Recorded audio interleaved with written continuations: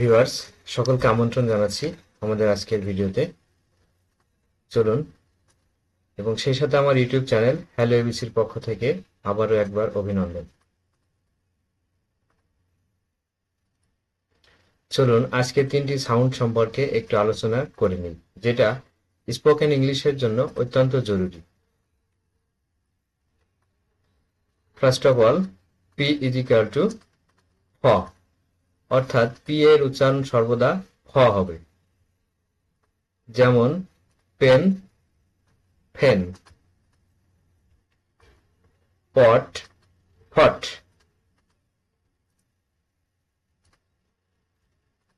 Next, pipe, five;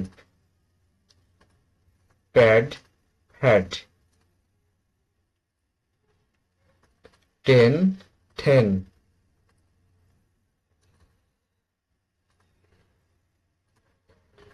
tap, ঠ্যাপ; top, ঠপ; type, ঠাইপ; tray, tray, tray. C, K এবং কিউ এর উচ্চারণ সর্বদা খ হবে। যেমন ক্যান ইজ ইকুয়াল টু খ্যান;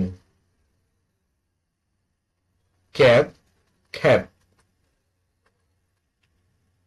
কট, খট, খট;